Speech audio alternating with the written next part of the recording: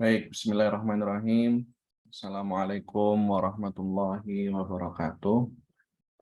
Alhamdulillah, wassalatu wassalam ala rasulillah, wa ala alihi wa sahbihi wa man wala la hawla wa la quwata illa billah. Rabbi syrah li sadri wa yassir li amri wa hlul 'uqdatam min lisani yafqahu qawli. Amin ya rabbal alamin. Yang saya hormati teman-teman semua ya, izinkan saya untuk bisa memulai perkuliahan kita pada pagi hari ini. Ya, sebelumnya saya ingin mengucapkan permohonan maaf karena saya hari Selasa, hari Rabu yang lalu itu ada pelatihan, ya, sehingga saya harus mereschedule ulang, ya, mereschedule ulang perkuliahan manajemen keuangan. Baik, teman-teman yang saya hormati, pada kesempatan kali ini kita akan belajar terkait dengan analisis dana, analisis arus kas, dan bagaimana membuat suatu perencanaan keuangan dalam perusahaan. Ini adalah beberapa hal ya, yang akan kita pelajari. Pertama, kita akan mempelajari bagaimana atau apa yang disebut dengan pernyataan arus dana, yang kemudian dibagi menjadi dua, ada sumber arus dana dan ada penggunaan arus dana. Ya, kemudian kita juga akan belajar tentang arus kas, ya, arus kas. Bagaimana kita bisa membuat perkiraan arus kas, kemudian bagaimana kita sedikit memahami tentang rentang perkiraan arus kas, dan yang terakhir kita akan membahas sedikit terkait dengan peramalan. Ya, jadi kita meramalkan laporan keuangan. Oke, kita mulai dulu dari yang pertama, yaitu laporan arus dana. Kalau di dalam Indonesia atau di Amerika Serikat gitu ya, laporan arus dana ini sudah bukan lagi merupakan ketentuan yang harus disiapkan oleh perusahaan untuk audit. Ya. Jadi teman-teman, pasti teman-teman pernah mendengarkan ya istilah audit keuangan. Nah, audit keuangan ini tidak hanya di perusahaan, tapi juga ada di lembaga pemerintahan. Nah, di dalam audit keuangan, sang auditor atau yang melakukan audit itu akan meminta beberapa laporan keuangan, ya, laporan posisi keuangan, laporan laba rugi, ya, dan salah satunya kalau zaman dulu itu namanya laporan arus dana. Tapi sekarang laporan arus dana itu sudah tidak lagi diminta oleh auditor, tapi yang diminta itu sebagai pengganti laporan arus dana adalah laporan apa? Arus kas. Ya. Nah, sebelum kita belajar laporan arus kas, kita belajar dulu laporan arus dana, walaupun memang sudah tidak lagi diminta oleh auditor, ya, tapi masih cukup relevan untuk kita pelajari. Nah, apa yang dimaksud dengan laporan arus dana? Laporan arus dana merupakan ringkasan perubahan posisi keuangan perusahaan. Jadi itu suatu ringkasan yang memberikan kita gambaran terkait dengan posisi keuangan perusahaan dari satu periode ke periode yang lain. Laporan itu juga disebut sumber dan penggunaan laporan dana. Nah, ini yang penting di sini, sumber dan penggunaan. Nanti kita pelajari. Atau pernyataan perubahan posisi keuangan. Jadi sekali lagi, laporan arus dana itu merupakan ringkasan perubahan posisi keuangan perusahaan, atau bisa disebut juga dengan sumber dan penggunaan laporan dana. Jadi dana yang diperoleh oleh perusahaan itu sumbernya dari mana, kemudian digunakan untuk apa, itu bisa kita cek ya, dari laporan arus dana. Mengapa memeriksa laporan arus dana? Ya, padahal dia sudah tidak lagi diperlukan ya, dalam pembuatan laporan keuangan perusahaan, karena tadi ya sekarang itu laporan arus dana sudah tidak lagi diminta oleh auditor, tapi digantikan dengan laporan arus kas. Ya. Ya, jadi mengapa kita harus repot-repot memahami pernyataan aliran dana yang tidak lagi diperlukan untuk muncul dalam laporan tahunan Amerika Serikat yang diaudit. Jadi memang laporan arus dana ini sudah tidak lagi diminta oleh auditor, tapi banyak sekali manfaat yang bisa kita peroleh dari mempelajari laporan arus dana. Ya. Nah, ini jawabannya. Yang pertama, laporan arus dana itu memasukkan transaksi non-kas. Ya. Transaksi non-kas. Kalau transaksi non-kas, sebentar, kas itu apa sih Pak? Kas itu adalah cash ya, cash money. Dan kas itu merupakan sumber atau penggunaan dana. Nah, kalau di dalam laporan arus dana itu tidak hanya transaksi yang mempengaruhi jumlah cash yang ada di perusahaan, tapi juga dia melibatkan transaksi-transaksi non-cash yang sifatnya itu tidak terlalu membutuhkan cash. Cash itu adalah uang asli ya, uang real gitu, uang yang ada di dalam brankas perusahaan, misalnya itu namanya cash.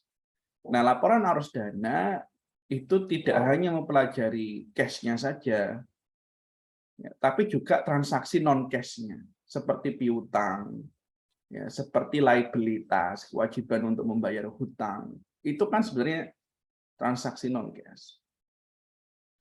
Kemudian laporan arus dana itu sangat mudah disiapkan dan seringkali disukai oleh manajer untuk tujuan analisis daripada laporan arus kas yang lebih kompleks. Jadi laporan arus dana itu ya adalah salah satu media yang bisa kita siapkan untuk lebih memahami laporan arus kas yang sifatnya itu kompleks sekali. Jadi kalau ada laporan arus dananya, insya Allah untuk memahami laporan arus kas itu lebih mudah. Kemudian, mengapa kita harus membuat laporan arus dana, walaupun misalnya tidak lagi diminta oleh auditor ketika proses audit? Ya, karena laporan arus dana akan membantu kita untuk lebih memahami laporan arus kas, terutama jika disiapkan dengan metode tidak langsung. Jadi nanti ada dua metode, ada metode langsung, ada metode tidak langsung dalam menyiapkan laporan arus dana.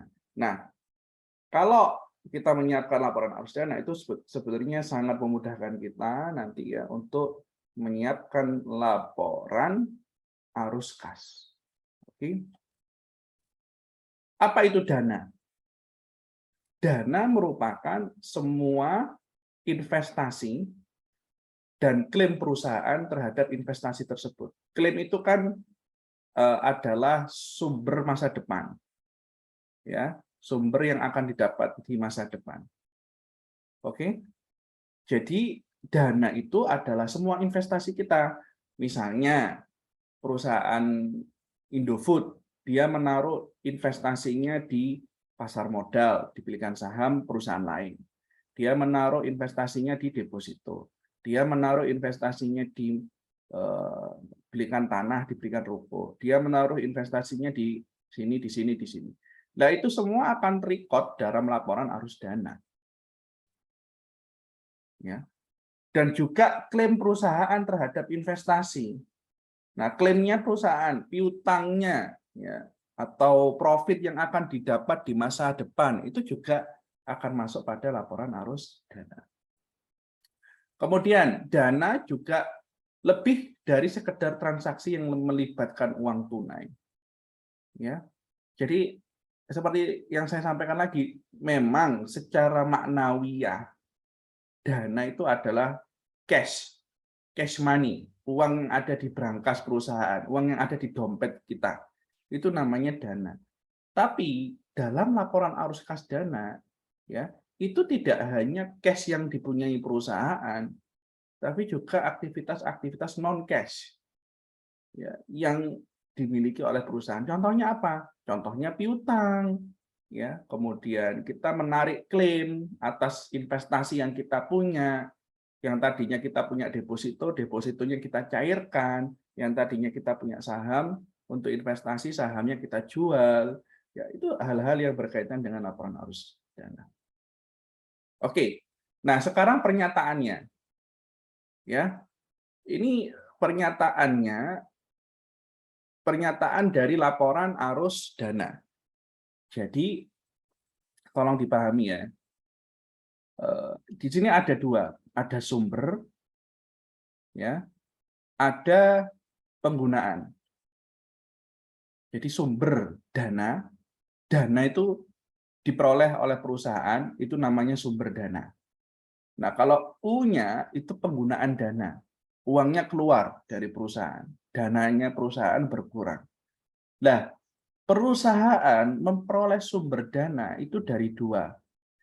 A itu namanya aset, L itu namanya kewajiban, liability. Ya. Sumber dana didapat oleh perusahaan dengan mengurangi asetnya. Mengurangi asetnya itu contohnya apa?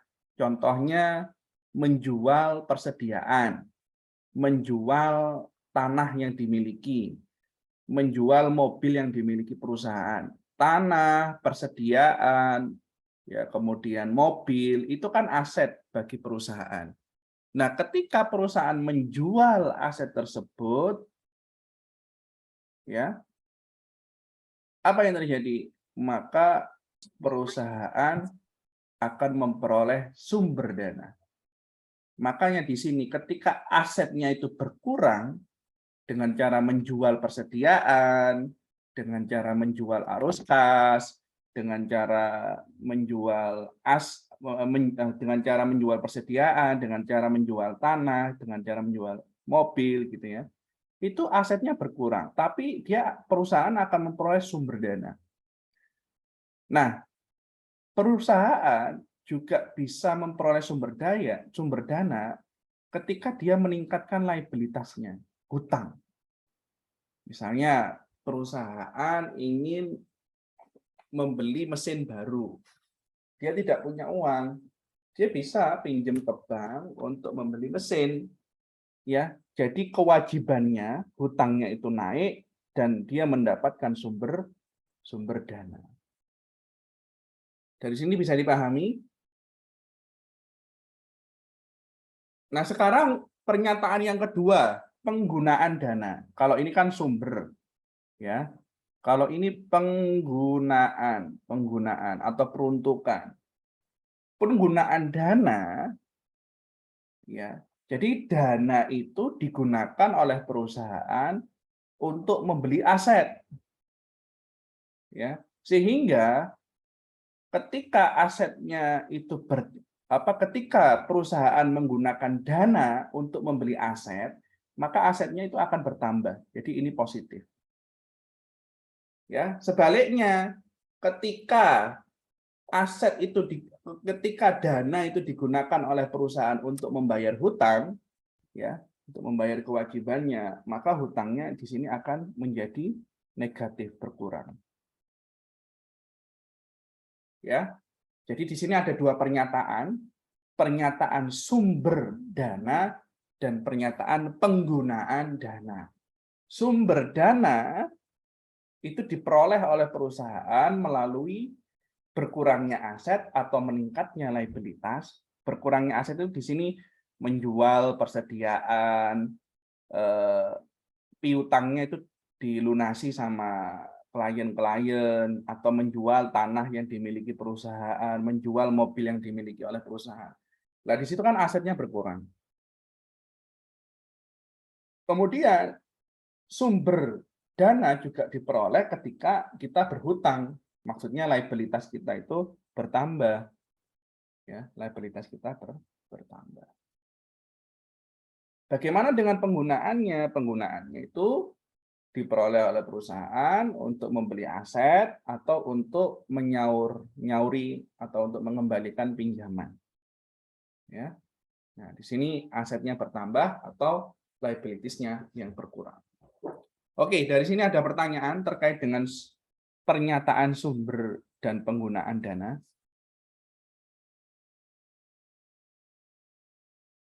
Ya, ini adalah contoh. Ya, ini adalah contoh bagaimana kita menyiapkan laporan posisi keuangan perusahaan dan ini ada perubahan dananya. Ya, ini laporan tahun 2016, ya. Ini laporan tahun 2017.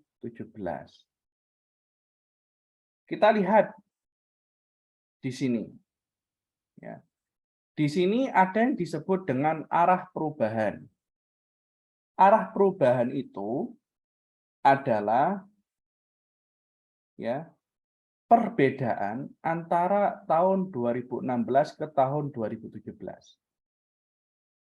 Ya. Jadi di sini yang disebut dengan arah perubahan ini perbedaan antara tahun 2016 ke tahun 2017. Misalnya di sini di tahun 2016 kas dan setara kas itu 175. Ya. 175. Nah, jika dibandingkan dengan kas dan setara kas pada tahun 2017 yang jumlahnya 178, ada peningkatan sebanyak 3 miliar. Nah, berarti arah perubahannya apa? Pertumbuhan apa penurunan? Pertumbuhan 3 miliar. Nah, kalau misalnya kas, ya, kas ini apa namanya? Kas dan setara kas atau yang kita sebut dengan aset itu, bentar. Bentar, saya hapus dulu ya. Mana ini hapusnya?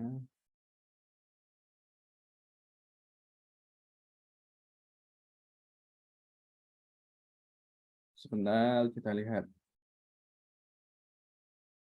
Oke. Jadi gini, kalau misalnya arah perubahannya itu positif dan ini apa?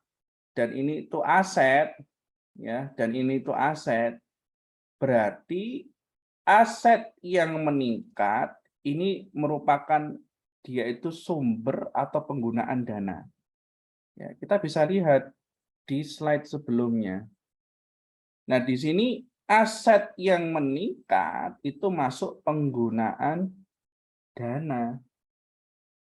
Ya. Berarti kita bisa tulis di sini ya, 3 itu di dalam penggunaan dana. Artinya ini nanti bisa digunakan gitu loh. Selanjutnya, piutang usaha dari tahun 2016 740. Ketika tahun 2017 dia jadi 678. Perubahannya menaik apa nurun? Perubahannya menurun. Maka arah perubahannya di sini kita tulis negatif. Ya. Dan aset yang negatif itu masuk sumber. Sumber. Masih ingat ya tabel tadi loh, tabel ini. Aset yang negatif itu masuk apa? Masuk sumber.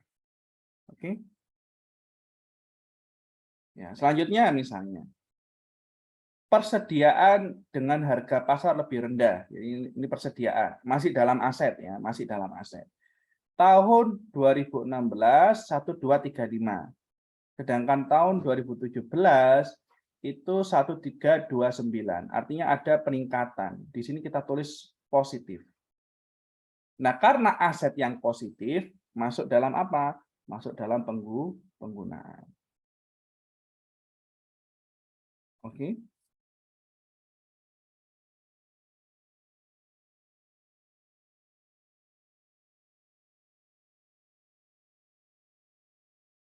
Oke. Jadi dari sini paham ya, teman-teman?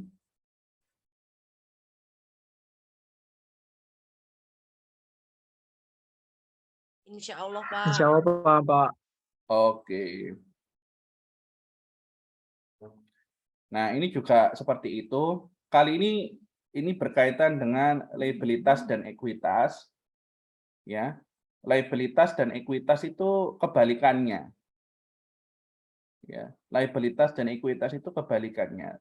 Kalau misalnya arah perubahannya itu positif, liabilitas yang naik itu merupakan sumber. Ya. Dan sebaliknya, kalau misalnya ya arah perubahannya itu negatif, dia masuk apa? Dia masuk penggunaan. Ya. Oke. Oke. Gitu ya. Nah, ini cuma nah, setelah kita melakukan analisis tersebut, ya, setelah kita melakukan analisis tersebut, kemudian kita membuat semacam rangkuman, ya, rangkuman pernyataan sumber dan penggunaan dana. Ya, ini penggunaan dasar lah. Nah, ini sumbernya, kemudian penggunaannya. Ya, kenaikan saldo laba ini masuk sumber 58. Penurunan aset tetap neto 8. Penurunan piutang, kenaikan. Ini nanti kemudian dirangkum di dalam satu tabel. Ya, yang tadi dirangkum di dalam satu tabel. Dan kalau kita perhatikan di sini, ya ternyata total dari penggunaan yang sifatnya sumber, ya itu harus sama dengan total dari penggunaan. Total sumber dana harus sama dengan total penggunaan dana. Ya.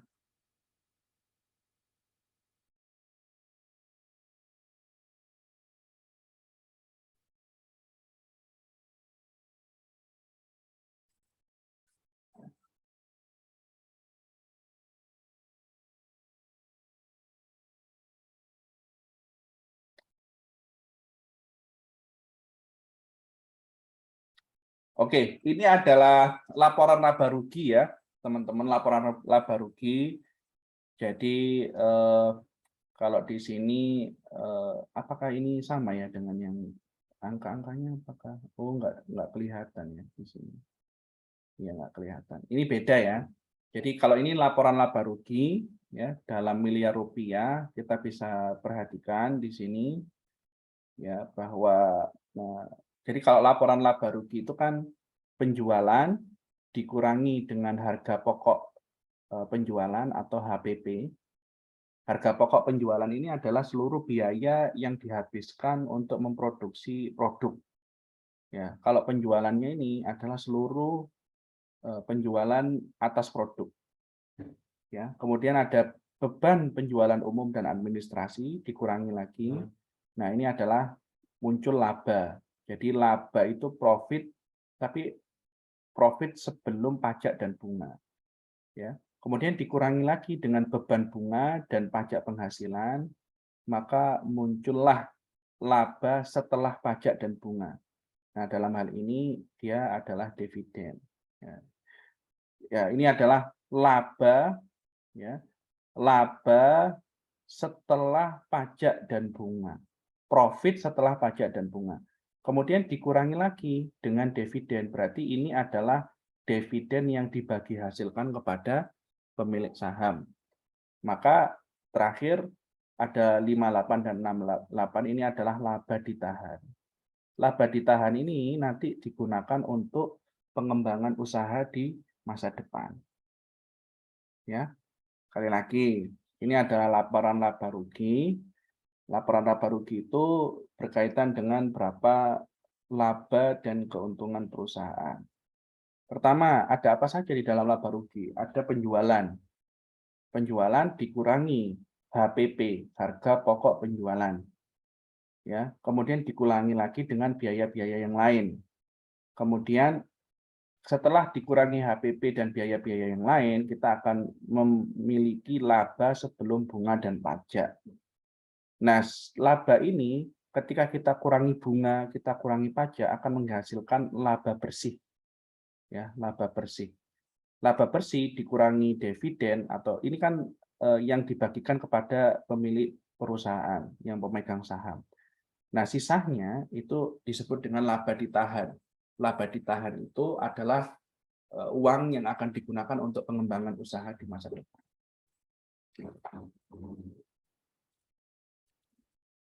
Oke, penyesuaian pernyataan sumber dan penggunaan dasar.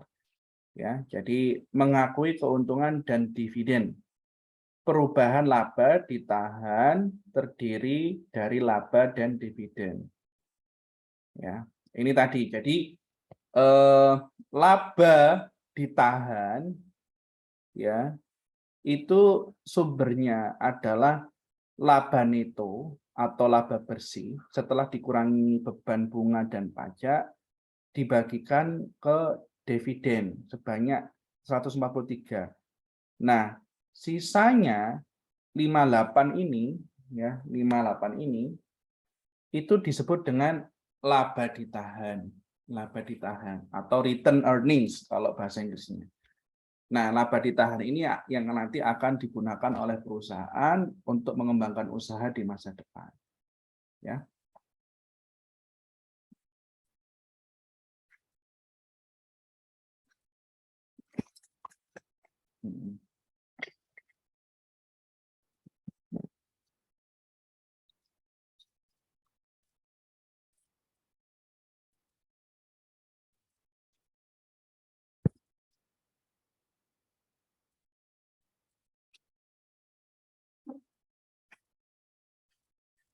Oke, mengakui perubahan depresiasi dan perubahan bruto dalam aset tetap. Jadi ini yang ada di dalam laporan kas, laporan dana tadi ya, laporan arus dana tadi ya. Dia juga mengakui perubahan depresiasi dan perubahan bruto dalam aset tetap. Perubahan aktiva tetap bersih terdiri dari penyusutan dan aktiva tetap. Jadi kenaikan atau penurunan dalam aset tetap itu sama dengan tambahan bruto aset tetap ditambah penyusutan selama periode tertentu. Ya, jadi ini sumbernya nih ya. Jadi aset tetap neto ya itu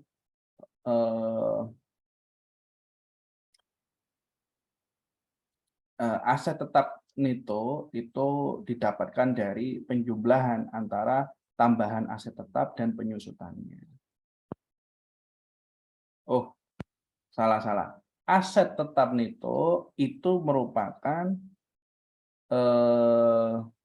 penjumlahan antara aset tetap tambahannya dikurangi dengan penyusutannya. Ini harusnya kebalik. Ya, harusnya kebalik. Sebentar, kita koreksi ya. Nanti saya koreksi. Jadi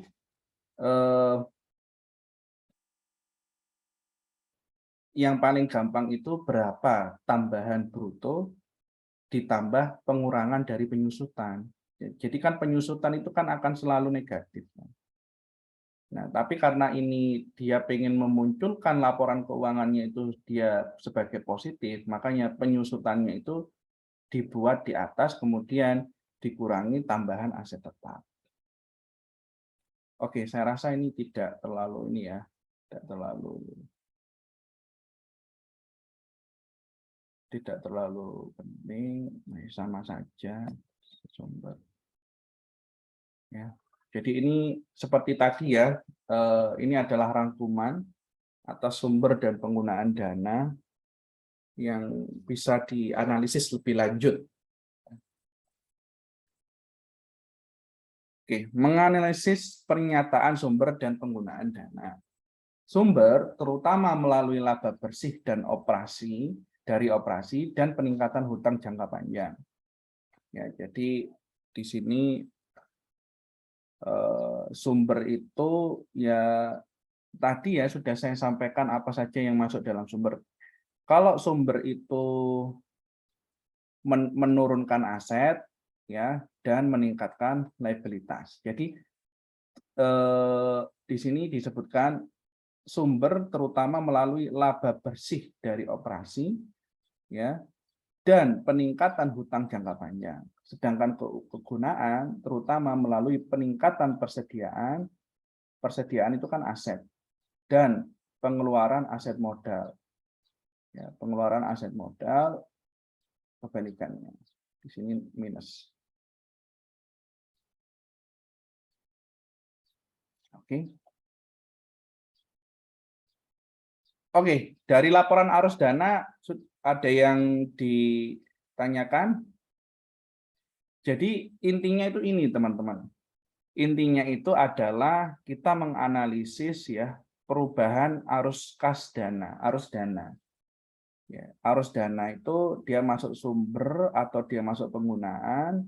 Nah, nanti dibuat rangkuman ya, dibuat rangkuman seperti ini ya, untuk kemudian dianalisis lebih lanjut. Untuk kemudian dianalisis lebih lanjut. Baik, sekarang kita akan beralih untuk mempelajari arus kas. Ada pertanyaan sebelum kita beralih kepada arus kas?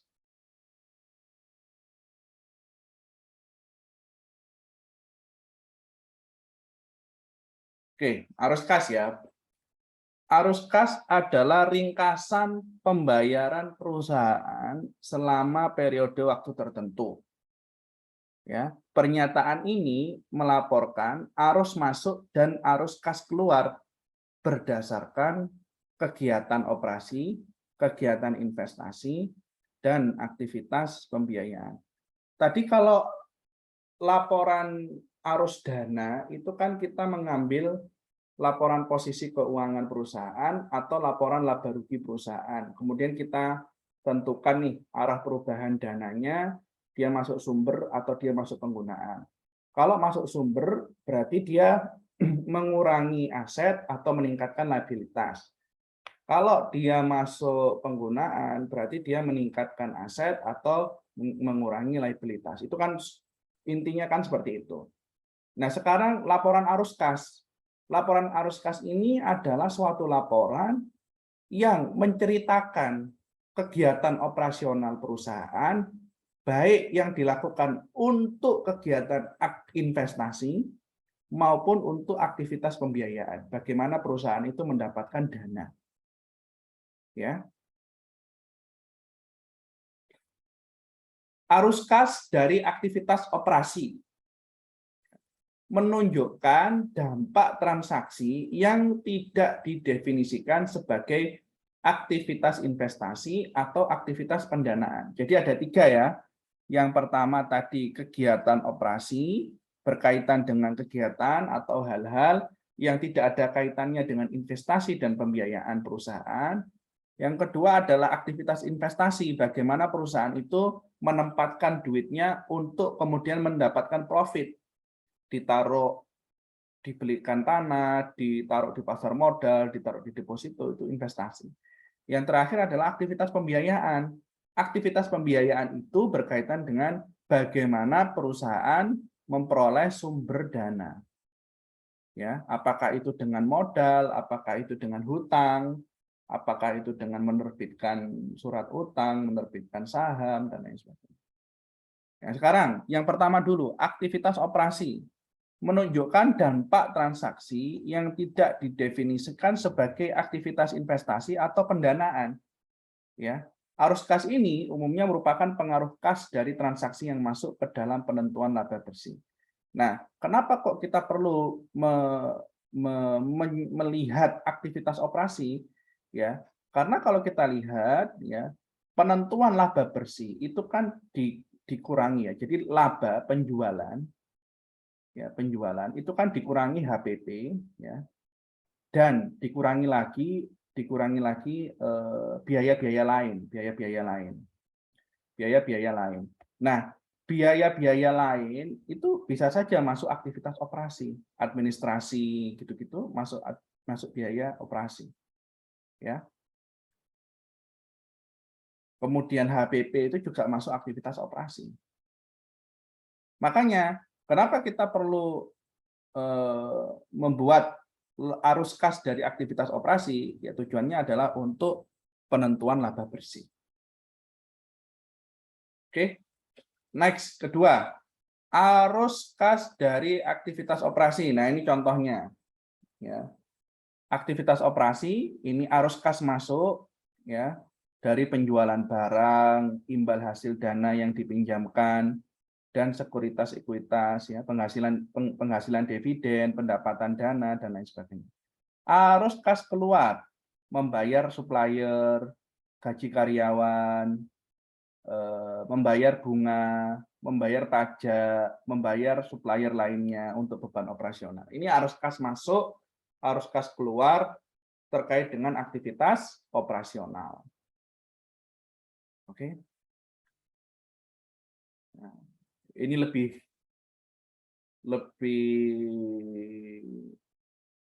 rinci lagi ya. Oh, nah sekarang adalah arus kas dari aktivitas. Nah, ini salah ini, coba kita benerin.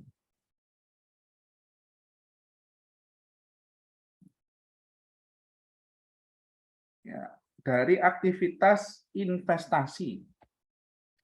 Ya, dari aktivitas investasi dan pendanaan.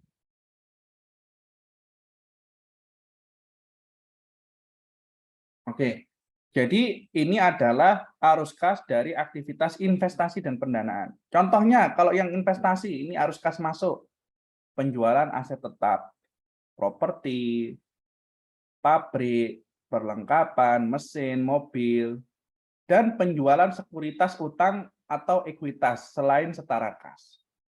Ya, misalnya perusahaan punya ekuitas dijual di pasar, itu nanti dia akan mendapatkan arus kas masuk dari investasi. Kemudian arus kas keluarnya seperti apa? Memperoleh aset tetap, properti, pabrik, itu nanti masuk dalam aktivitas investasi. Membeli sekuritas utang atau ekuitas, membeli saham, membeli bond, membeli surat berharga, membeli sukuk, nah itu juga nanti dia merupakan arus kas keluar dari sisi investasi. Ya. Pendanaan, bagaimana perusahaan memperoleh duit untuk melakukan usaha.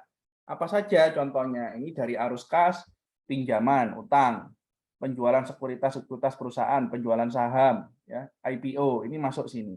IPO masuk sini. Arus kas keluar, ya, membayar kembali jumlah yang dipinjam.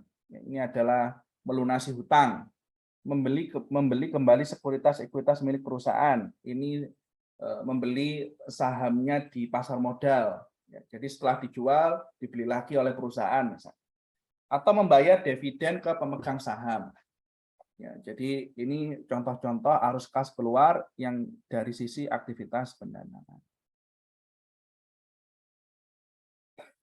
Nah, jadi sekarang kita akan mempelajari bagaimana menyusun laporan arus kas dengan metode tidak langsung. Jadi ada dua metode langsung, metode tidak langsung. Nah, metode tidak langsung ini yang paling mudah.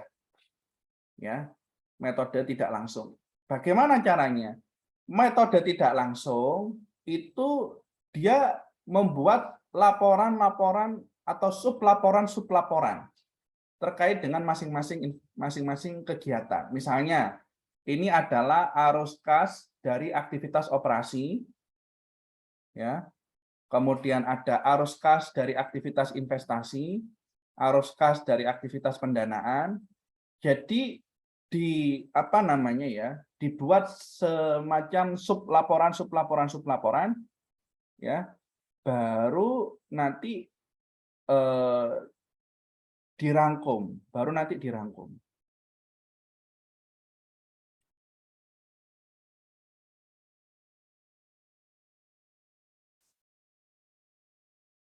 Ya, jadi dibuatlah sub-sub, ya, dibuatlah sub-sub terkait dengan masing-masing aktivitas, masing-masing arus kasnya dari masing-masing aktivitas. Ya, contohnya ini ya, ini adalah contoh aktivitas arus kas dari kegiatan operasional. Ya. Di sini ada laba neto, penyusutan, kas, penurunan dari piutang usaha, persediaan. Ya, ini nanti kemudian jumlah kas neto yang tersedia melalui aktivitas operasional sebesar 219. Nah, kemudian setelah kita menyiapkan untuk aktivitas operasional, kita siapkan untuk aktivitas investasi, ya. Tambahan aset tetap ini, kemudian ini muncul kas neto yang tersedia untuk melakukan aktivitas investasi, ya. Kemudian ini arus kas untuk pendanaan, ya, kenaikan pinjaman jangka pendek, tambahan pinjaman jangka panjang, dividen yang dibayarkan, kemudian kasnya berapa. Kemudian kenaikan atau penurunan kas dan setara kas. Jadi dibandingkan antara tahun 2017 dan tahun 2016 berapa. Kemudian pengungkapan tambahan arus kas, bunga yang harus dibayar dan pajak yang harus dibayar, ini juga dilaporkan dalam laporan arus kas dengan metode tidak langsung. Jadi dibuat sub-sub laporan tersendiri. Ya, sub-sub laporan tersendiri. Bagaimana dengan bagaimana dengan metode langsung? Ya, kalau metode langsung itu dia digabungkan, sudah tidak lagi dibuat sub-sub tersendiri, tapi langsung digabungkan jadi satu. Dan yang difokuskan di sini adalah bagaimana perubahan arus kas itu. Ya, jadi ini arus kas dari aktivitas operasi langsung di bawahnya dari aktivitas investasi, dari aktivitas pendanaan, ya seperti itu. Kemudian kenaikan atau penurunan kas dan setara kas. Kemudian yang terakhir adalah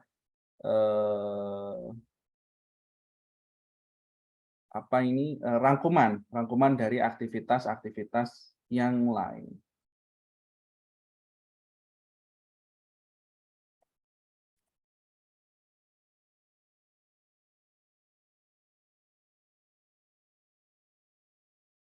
Oke, jadi sebenarnya bedanya simpel saja sih. Kalau yang tidak langsung itu dia membuat sub-sub laporan tersendiri, ya. Kalau yang langsung dia langsung dijadikan satu, ya, dijadikan satu dan kemudian dibuat dalam satu pelaporan. Dan ini langsung gitu, jadi kasnya itu langsung berubah berapa untuk ini, untuk itu. Kalau yang ketika kita buat kita pisahkan itu kan lebih mudah untuk dipahami. Berarti ini itu didapatkan dari hal-hal yang seperti ini. Tapi kalau yang langsung kadang-kadang itu dia langsung perubahan kasnya berapa.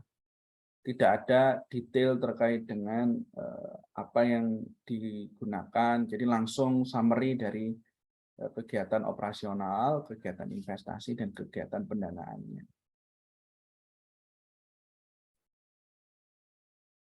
Nah, ini adalah contoh ya daripada lembar kerja bagian persiapan kegiatan operasional. Ya, jadi kalau tadi operasional itu disiapkan untuk mendapatkan laba, ya, laba yang bersih, ya, laba bersih atau net profitnya. Sini ada penjualan, ya, kemudian ada piutang, ada kas yang diterima dari pelanggan, kemudian HPP, ada persediaan, utang usaha, dan beban-beban yang lain. Ya, kemudian ada bunga yang dibayarkan, kemudian ada pajak. Ya.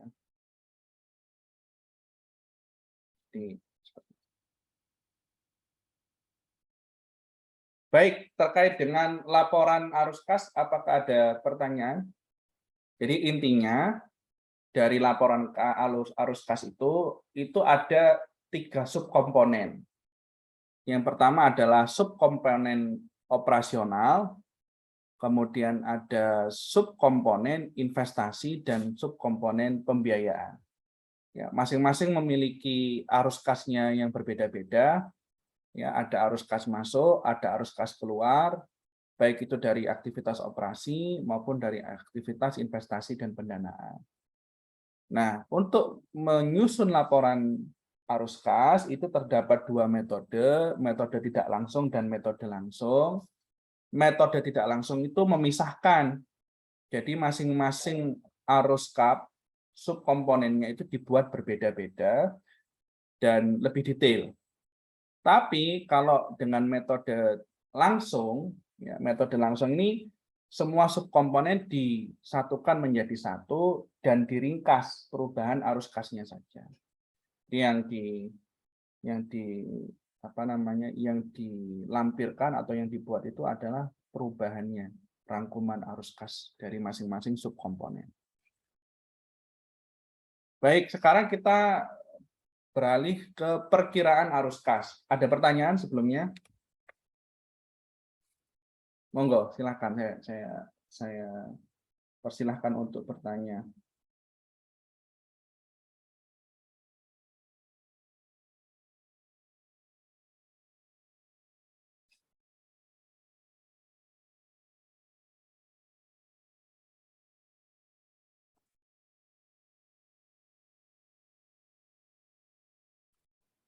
Saya lanjutkan ya.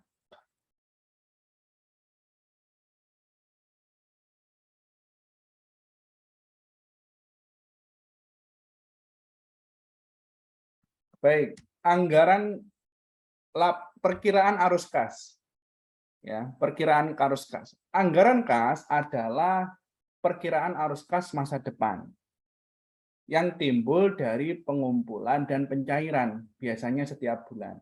Nah, jadi kadang-kadang perusahaan itu membuat anggaran atau perkiraan arus kas. Ya. Dan itu biasanya sifatnya per bulan. Ya. Manajer keuangan di sini ketika dia membuat anggaran, ini sifatnya masa depan ya, teman-teman. Itu menentukan kebutuhan kas masa depan perusahaan, merencanakan pembiayaan kebutuhan ini, melakukan kontrol atas kas dan likuiditas perusahaan. Jadi dia harus fokus nih, berapa yang kita butuhkan di masa depan, ya. Kemudian bagaimana kita mendapatkan uang untuk memenuhi kebutuhan ini, ya. Kemudian yang terakhir, melakukan kontrol atas kas dan likuiditas perusahaan. Jadi dikontrol supaya ada cukup kas untuk mendanai seluruh pengeluaran yang ada. Sebenarnya gampang saja. Misalnya, saya punya pabrik jualan roti, ya, berarti bisa saja misalnya kita buat asumsi-asumsi. Ini Januari, Februari, Maret, April gitu ya. Nah, di Januari, Februari, Maret, April, biaya-biaya yang tetap itu kan sudah bisa diperkirakan. Misalnya listrik, air, ya, kemudian PDAM, oh listrik ini air kan PDAM, internet, gitu ya, kemudian biaya pegawai itu kan sudah bisa ditetapkan dan itu kemudian kita buat perencanaan kebutuhan masa depannya. Nah setelah itu tidak hanya itu, ya tidak hanya kita merencanakan berapa kebutuhan di masing-masing periode, tapi juga bagaimana mendapatkan uang untuk membiayai kebutuhan tersebut. Ya. Misalnya di awal tahun di Januari biasanya pengeluarannya paling besar karena ada beberapa pembayaran itu yang dilakukan di awal tahun saja, tidak dilakukan di bulan-bulan yang lain. Nah berarti kan perusahaan harus mengetahui kalau misalnya saya itu di Januari itu punya pengeluaran yang sangat besar, ya bagaimana caranya mendapatkan modal, bagaimana caranya menutup pengeluaran yang besar ini, ya dengan pembiayaan yang bisa saya dapatkan, ya Jadi penting membuat arus kas masa depan atau budgeting-nya atau anggaran kas itu penting.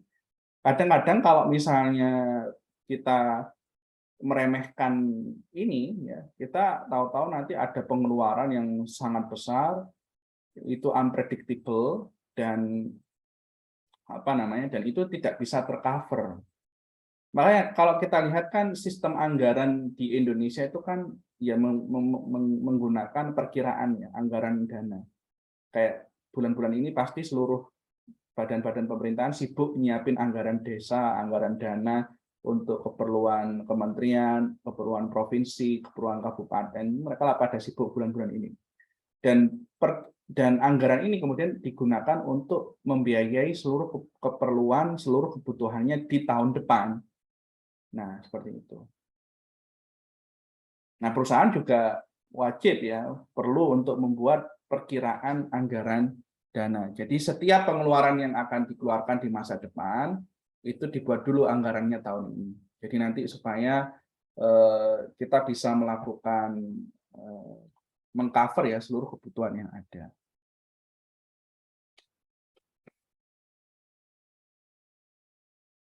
Nah, ini perkiraan penjualan. Jadi tidak hanya pengeluarannya saja, tapi juga perkiraan pemasukannya kita buat. Perkiraan penjualan internal ya, perwakilan penjualan memproyeksikan penjualan untuk periode yang dimaksud, penjualan di bawah kendali atau manajemen mereka. Jadi sekarang mereka akan membuat perkiraan penjualannya berapa. Ya, di sini biasanya mereka sudah punya trennya. Jadi kalau misalnya bulan ini mereka akan perkiraannya bisa menjual sekian. Di bulan Ramadan, mendekati hari raya, mendekati tahun baru, pasti nanti penjualannya akan meningkat. Sudah punya trennya, sudah punya datanya mereka. Proyeksi penjualan disaring dan dikonsolidasikan untuk lini produk. Nah, kemudian kalau mereka sudah membuat perkiraan penjualannya berapa, mereka akan melakukan konsolidasi dengan divisi produksi. Ya, supaya mereka nggak terlalu banyak memproduksi produknya. Kan kalau memproduksi terlalu banyak kan agak susah untuk dijual nanti. Nah, proyeksi penjualan lini produk digabungkan ke dalam satu periode. Jadi penjualan dan lini produk ini digabungkan menjadi satu perkiraan. Perkiraan penjualan eksternal. Nah, ini para ekonom memproyeksikan tren ekonomi dan bisnis secara keseluruhan yang akan mempengaruhi perusahaan. Ya, misalnya yang lagi rame akhir-akhir ini Kementerian Keuangan, ya, Bu Sri Mulyani, Presiden Jokowi memperkirakan akan terjadi resesi, ya, penurunan aktivitas ekonomi di masa-masa depan. Ya, nah ini juga perlu menjadi pertimbangan perusahaan. Jangan sampai perusahaan itu dia memproduksi banyak, tapi dia tidak mempertimbangkan aspek eksternal perusahaannya. Yang mana kita ini sedang menghadapi resesi. Bisa saja nanti ketika kita sudah produksi banyak, tahu-tahu tidak kejual barangnya. Kemudian pangsa pasar yang diharapkan diproyeksikan untuk produk lini dan baru. Produk saat ini dan baru. Bagaimana pangsa pasarnya? Bagaimana demand-nya? Dia kuat apa tidak? Ya. Proyeksi penjualan lini produk digabungkan ke dalam satu perkiraan. Ini sama ya. Kemudian penagihan dan penerimaan kas lainnya. Ya, ini contohnya. Jadi penjualan bulan November, Desember, Januari, Februari, Maret, April, Mei. Ya, penjualan secara kredit itu 90% dari perkiraan, sedangkan penjualan secara tunai itu 10% dari perkiraan. Ya. Kemudian penagihan kasnya, ya, penjualan tunai bulan ini, terus 90% dari penjualan kredit bulan lalu, berarti 90% itu dilunasi ya pada bulan ini dari penjualan bulan lalu. Terus 10% dari penjualan kredit yang telah lewat 2 bulan. Nah, ini adalah contoh bagaimana mereka membuat ya, perkiraan penagihan dan penerimaan kas lainnya. Bagaimana Pak cara menentukan angka-angka ini Pak? Ini sudah ada tekniknya, misalnya teknik forecasting. Ya, forecasting itu nanti dibagi menjadi banyak. Ada straight line, ada arithmetic straight line, kemudian geometrik, banyak lah pokoknya metode-metode forecasting. Nah, itu biasanya digunakan untuk menentukan berapa penjualan, berapa produksi yang akan dimiliki oleh perusahaan. Ya. Schedule proyeksi pengeluaran untuk beban pembelian dan operasi. Nah, ini contohnya ya masih tetap sama ya. Ini pembelian, pengeluaran kas, ya, pembelian dan operasi 100% pembiayaan bulan lalu, kemudian upah yang akan dibayar, beban-beban yang lainnya. Nah, ini adalah proyeksi semua. Ya, proyeksi. Nah, kalau kita sudah tahu nih, misalnya di bulan Mei nanti kita butuh duit sekitar 285 miliar. Nah, gimana nanti caranya kita bisa memastikan ada duit 285? Maka dari bulan ini sebelum Mei kita sudah memplanning nanti saya akan butuh duit banyak. Gimana caranya supaya bisa mengcover? Nah, ini perlu pertimbangan yang matang. Nah, kalau kita nggak punya perkiraan masa depan seperti ini, ya kadang-kadang nanti banyak sekali pengeluaran yang sifatnya itu tidak diperkirakan sebelumnya, tidak kita ekspektasi. Nah, hal-hal semacam itu bisa saja mempengaruhi kesehatan perusahaan. Bisa-bisa perusahaan itu bangkrut karena dia tidak melakukan perkiraan yang cukup bagus, sehingga dia lengah gitu ya. Ketika ada pengeluaran yang sifatnya besar, dia tidak mampu kemudian untuk melakukan pembiayaan terhadap pengeluaran tersebut. Nah, ini juga masih tetap proyeksi ya, arus kas Januari, Februari, Maret, April, Mei. Ya, ini berkaitan dengan arus kas dan bagaimana mereka memproyeksikannya. Terakhir ya, kisaran perkiraan arus kas. Kisaran ini mempertimbangkan beberapa hal. Yang pertama, periksa faktor-faktor yang dapat mempengaruhi penerimaan kas, seperti perubahan keadaan ekonomi yang kemudian mempengaruhi keputusan pembelian konsumen dan strategi penetapan harga. Jadi kalau misalnya Bu Sri Mulyani, Pak Jokowi sudah memutuskan, sudah memperkirakan bahwa akan terjadi resesi ekonomi di masa depan, penurunan ekonomi di masa depan, perusahaan harusnya sudah siap-siap dari sekarang. Jangan sampai nanti dia overproduksi atau dia tidak bisa memenuhi kebutuhannya di masa depan, harus diperhitungkan. Ya, harus diperhitungkan. Jangan kita abai dengan apa yang akan terjadi di masa depan. Kemudian periksa faktor-faktor yang dapat mempengaruhi pengeluaran kas, seperti perubahan keadaan ekonomi, mempengaruhi operasi, mempengaruhi modal, dan juga mempengaruhi pembayaran dividen. Ya, jadi faktor-faktor baik itu internal maupun eksternal itu wajib menjadi pertimbangan ketika kita memperkirakan berapa arus kas yang akan kita butuhkan dan yang akan masuk ke dalam perusahaan. Forecasting ini menjadi penting. Perusahaan yang sukses itu perusahaan yang bisa memprediksi ya, masa depan. Kalau dia bisa memprediksi masa depan, tidak hanya pada lingkup perubahan produknya, tapi juga pada lingkup keuangannya, insya Allah akan sukses, insya Allah akan bertahan. Ya, kita tahu misalnya perusahaan-perusahaan besar seperti Nestle, ya, Microsoft itu mereka punya perhitungan yang sangat detail terkait dengan perkiraan arus kas masa depan. Ya, oke, ini adalah jadi satu teknik saja ya, teknik ya, bagaimana mereka melibatkan unsur probabilitas, jadi menggunakan statistik, ya, menggunakan teknik-teknik statistik untuk kemudian memperkirakan berapa arus kas yang akan masuk dan yang akan keluar, ya seperti itu. Kalau kita lihat di sini pada bulan Januari, mungkin ini berdasarkan dari rata-rata sebelumnya ya, rata-rata sebelumnya probabilitas yang paling tinggi itu saldo akhir kasnya itu ada pada angka 175. Ini probabilitas paling tinggi. Jadi dia menggunakan teknik statistik untuk menghitung berapa perkiraan saldo akhir kas di bulan Januari dan Februari. Ya, sedangkan kalau di bulan Februari dengan probabilitas tertinggi saldo akhir kasnya itu adalah 100 miliar katakan. Jadi ada teknik-teknik yang tadi seperti saya bilang ya, misalnya teknik forecasting. Forecasting itu banyak, ada straight line, arithmetic forecasting, ada geometric forecasting, ada apalagi banyak, ada banyak itu ya teknik-teknik forecasting. Atau kita juga bisa menggunakan time series, pendekatan data yang masa lalu untuk kemudian membuat perakiraan terkait dengan masa depannya. Ya. Nah, ini contohnya seperti ini. Ini menggunakan metode statistik. Jadi dia membuat suatu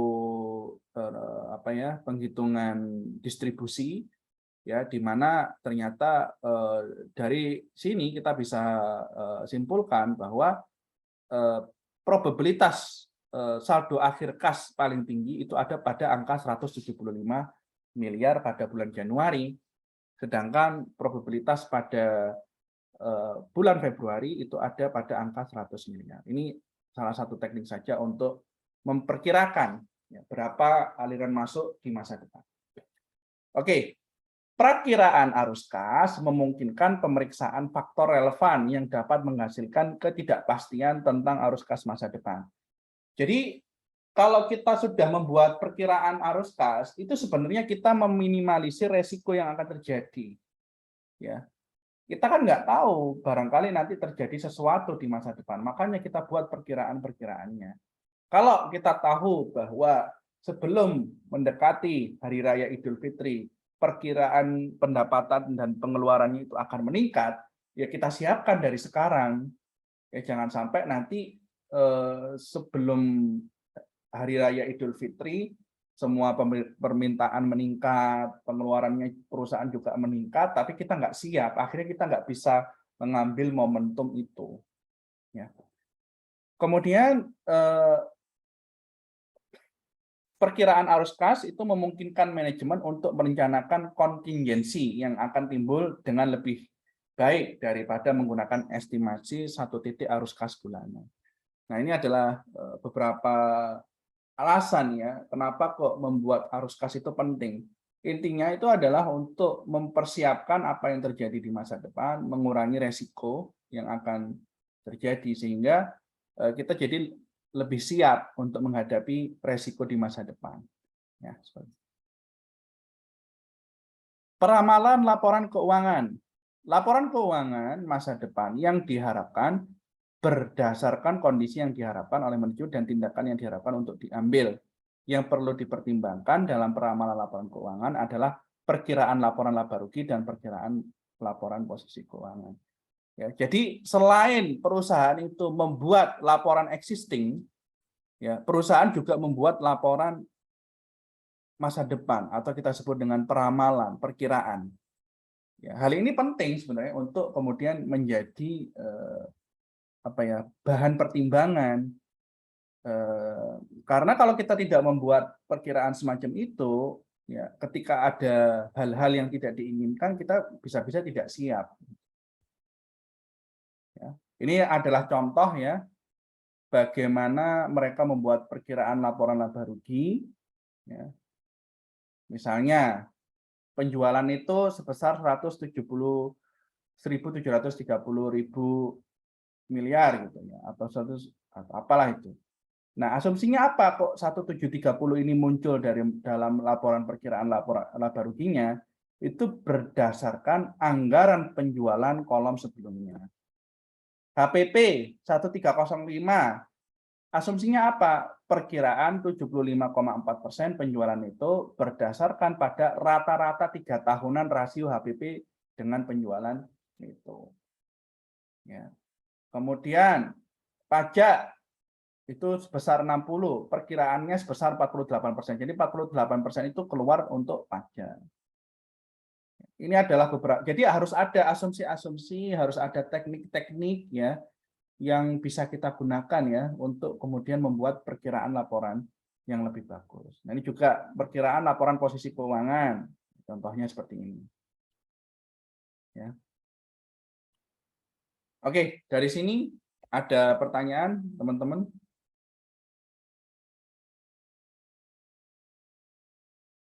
Monggo kalau ada pertanyaan.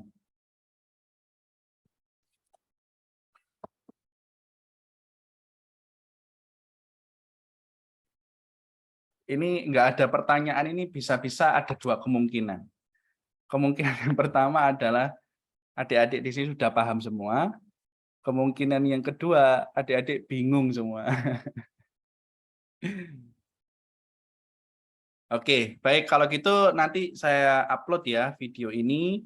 Kemudian saya coba upload video-video lain ya untuk memudahkan pembelajaran adik-adik terkait dengan perencanaan keuangan, laporan arus dana, laporan arus kas, perkiraan, ya, peramalan dan lain sebagainya. Oke, dari sini bisa kita akhiri ya, teman-teman.